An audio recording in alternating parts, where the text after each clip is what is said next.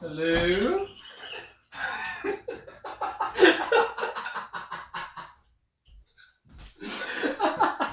Look who it is! Thank you. Shut the door. Thank you. Thank you. He decided to show up again, guys. Oh, we're gonna keep that? Okay. Yeah. Alright, we'll keep that. Sure. Alright. Okay. So. We're not crazy. We promise. At all. Perfectly sane.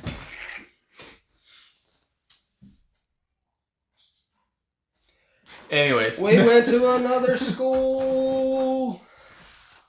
We went to Rendville Abandoned School in Rendville, Ohio. And this will be our informational video for that. I'm gonna pull up the information. What he said. Here. Or do you want to just go off what we... I'll be back. You just click the mouse. Sorry, technical difficulties.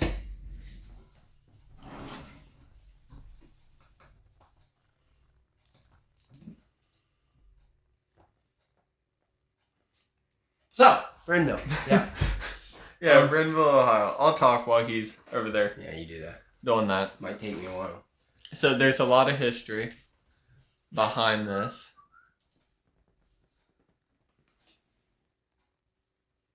There's a pin. So it's...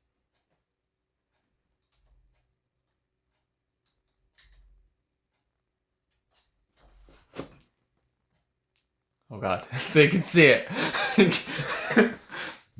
Anyways. What is that number from? Go to the information page. Okay. Rendville, Ohio. You're gonna have to search it up. Oh, I went to the wrong one. Not Pornhub. That's not what I wanted. Why are you looking that up on my computer? So. You have it. Anyways. Rendville, Ohio has a lot of history behind it. There's not so much information on the school itself. But basically the school ties into the history of this town. So it's a pretty small town. The population as of 2 years ago was 36. It's probably a little bit lower than that now. I mean, it was a ghost town. There didn't seem like there was anybody around. No. The school sits up on top of a hill, literally in the middle of nowhere. So it was pretty easy to get to. We had quite a few cars drive by us while we were there, and like they didn't do anything. Obviously, I mean we're still here, so Yeah, we're still home. Oh wait, we haven't investigated it yet. We're just doing the intro. Yeah, we're going there later. Yeah. So it was a small community in Perry County. It's in Perry County, Ohio. In 1879, the Ohio Central Control Company established Rendville, Ohio. Traditionally, white miners had refused to allow companies to hire African American miners. When William P. Rend, excuse me, the founder of Rendville and owner of a mine in the community, hired large numbers of African Americans as well as Europeans. When miners in surrounding communities, especially Corning, Ohio, weren't feared that African American miners would drive down the wages.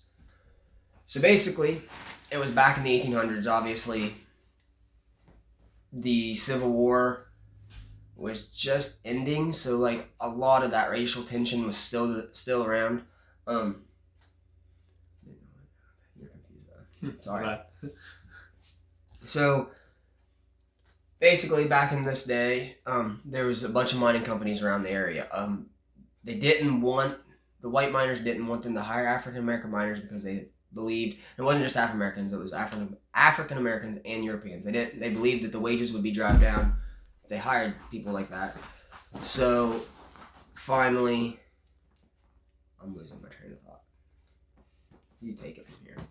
Anyways, so when there was that disruption amongst the population of Rendville, which at this time was booming. It was a big coal mining town. Yeah, we read. I can't find it here, but at one point in time, there was like 1,300 people there, and I mean, this area is like a tiny little area. Like, I honestly don't know how they would fit 1,300 people there.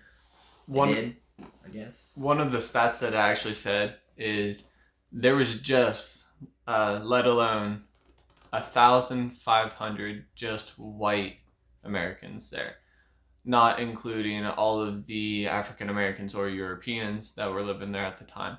One of the stats said that for every 25 people that lived in Rendville, there was one bar. So A lot of bars. people were getting turned up. So that ultimately led to what they called the Corning War. This wasn't really a war. No. No one got shot. No, there was like Nothing four. exciting like that. There's 4 injuries of protesters. The mayor, I believe it was, actually sent in the Ohio National Guard To protect the people of Rendville from. hurting each other. Yeah. They called it a war, but really it was honestly kind of like the Cold War that we know it. It was just a bunch of tensions that were back and forth that people really didn't do much about. Mm-mm. So in around the late 1800s, about 1895, the town went from being one of the bigger towns in the state to basically a virtual ghost town. Which usually happens with coal mining towns. What didn't help was that in October 1901, there was a fire that destroyed 16 buildings, including the town hall, at least one store, and a Baptist church. Residents rebuilt in the community, which the church I believe that it was the church that was still there. There's 2 churches, literally one right next to each other, right across the street. I'm going to say that it was probably that church and they had rebuilt it because it does go on to say that members of the community rebuilt the community. And then it says that Rendville experienced a brief resurgence of revenue during the beginning of World War I, but as soon as the Great Depression hit, it basically went back to a ghost town and stayed a ghost town. And I mean, to this day, it's still a ghost town. Like we said, there's probably less than 30 people that live in this town, and it's tiny. Most of the houses there are abandoned. There's obviously the school, which we're going to. The churches, like the one church was boarded up, doesn't look like it's been used in years. The other church, even though it had signs saying it was used as an art center, it didn't look like it had been used in years. We saw maybe a total of 1 person come out of an actual house in the town, besides the cars that drove through. And mind you, as small as this town is, those cars were literally just driving through town. They weren't going to any of the houses around us. No.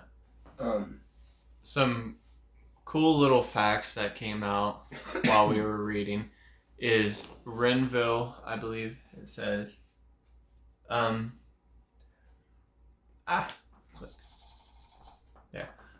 Rendville actually brought forth a bunch of important people.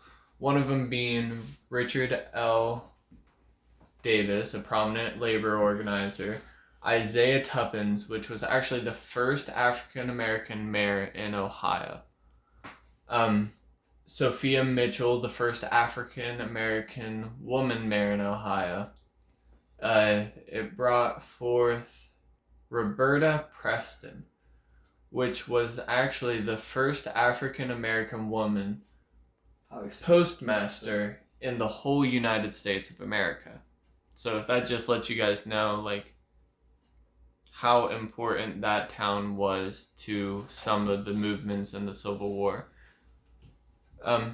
That's all the information that we read up on. We also did find 2 historic site markers for those of you that don't live in Ohio. I'm sure your states probably have them too. Ohio has post markers for historic sites. They're basically these big brown signs that have writing on them, the shape of Ohio. It says historic site, it says a name of the person or the place that it's supposed to be memorizing.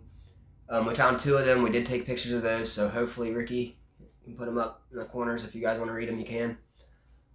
These were both stationed by the church.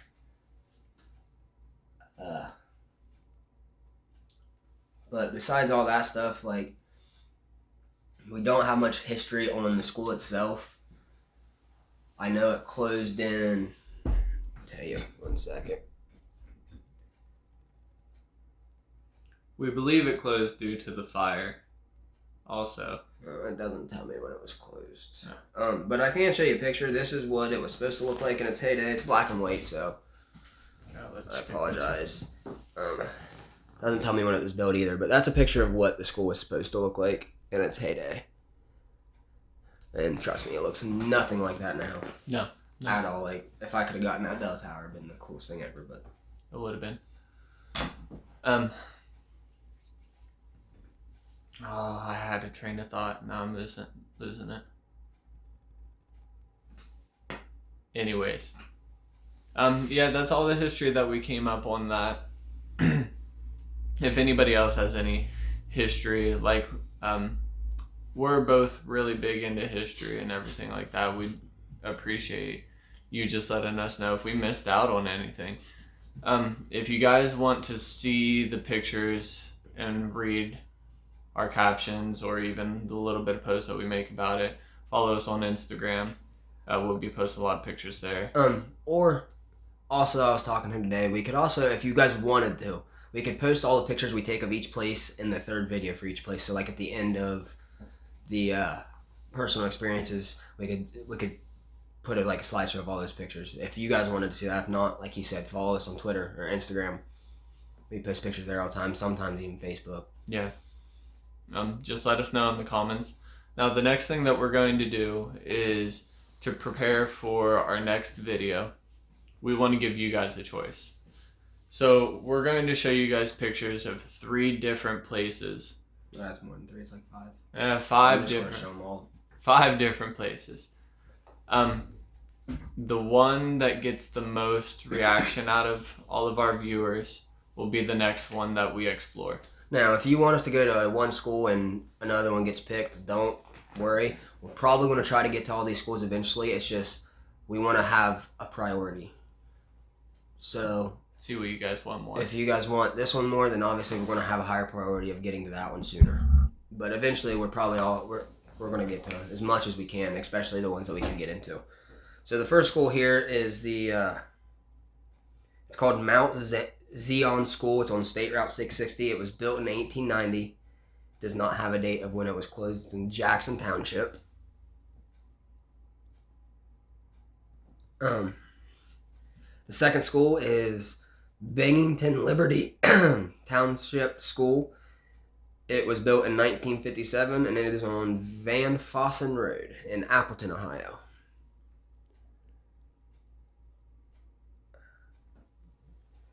The third school would be Brownsville School, State Route 668, US 40, Brownsville, Ohio. It was built in 1899 and closed in 1948. And this one, it's not a very big school. We actually liked it because it has a bell tower, and it'd be cool to get up there and get some cool bell towers for whatever reason. Don't ever do that again, please. I wanted to see if it would focus on my face. And then the fourth school would be Hopewell Rural School. It's on 11,100 US Route 40 in Gray Shot. It's built in 1933. It closed in just 2016. So it's a newer school. I mean, it might still be interesting to see what's left in there. It's a pretty big one though. So, and then the last but final school. The last but final. Yeah. You know what I meant there. Is the Sawyer School. It's on State Route 37 in Sawyer, Ohio. It is built in 1908, and does not have a date for when it was closed. It looks like it's out in the middle of nowhere, so that one's probably one we can get to pretty easily. And then I'm also going to show you another picture. It's not a school. This is one that we will actively be working to get to. Yes. It is, well, I can actually show you a couple more places that's on our agenda. I can't find a picture of. Well, the one, we talk about it a lot in another video, is the tuberculosis hospital. That's going to be one of our up their priorities, because that's one of my passions, is like the hospitals, the weird stuff, the sanatoriums. There's also this Molly Stark Hospital in Louisville, Ohio, we are looking into. And if you guys want to vote for this stuff too, feel free. Like, I guess it's not just schools, it's everything. Yeah. This isn't really a place. This is going to be like more of a ghost hunt and paranormal investigation type thing. But this is called the Warlock's Grave. It's in New Philly, Ohio. There's the story. You guys want to pause it and read it, because that's really what makes this place interesting. That one's my favorite. And then the Gore Orphanage in Vermilion. This is going to be another one that's more of an investigation type thing. The building isn't there anymore. It's just the ruins. But the reason it's gone is there was a fire that sadly killed every single person in it. Every orphan, every adult. So that one's going to be more of an investigation type video too. And then this one, I'm hearing, I've heard from people that's torn down. I've been there once personally, not inside. But if it's still there, we're researching to find out if it's still there. This is in Lancaster, Ohio. It's called the Mud House Mansion. It's a pretty cool place, out in the middle of nowhere. So if we can get there, we'll see what we can do.